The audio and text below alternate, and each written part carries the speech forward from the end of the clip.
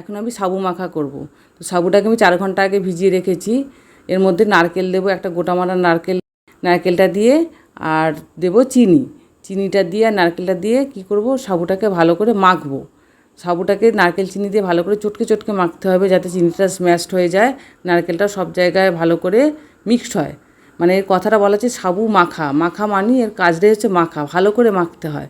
যত ভালো করে মাখবে তত খেতে বেশি ভালো হয়। তো এবার কী করব, আমি কলাগুলোকে নেব। কলাগুলোকে পরেই দিলে বেশি ভালো হয়। তো কলাগুলো ভালো করে হাতে করে চটকে নেব।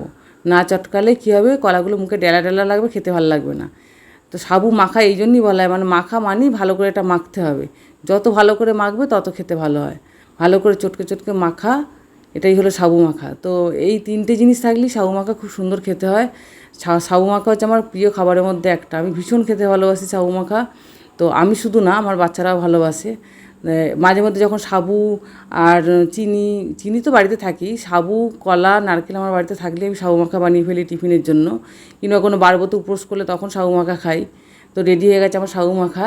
তো এটা আমি আজকে খাবো, আমার বাচ্চা কাচ্চারাও খাবে। আম আর সন্দেশ দিয়ে এটা খাবো। তো রেডি হয়ে গেছে আমার সাবু মাখা। এইভাবে বাড়িতেও আপনারা বানিয়ে নিতে পারেন। খুব সহজ, তাড়াতাড়ি হয়ে যায়, খেতে তো অনবদ্য এবং পুষ্টিকর, তার থেকে বড় কথা। তো মাঝে মধ্যে এরকম খেলে মুখটা পাল্টায়, খেতেও ভালো লাগে। আমার রেডি হয়ে গেছে সাবু মাখা। আসলে আসি, টাটা।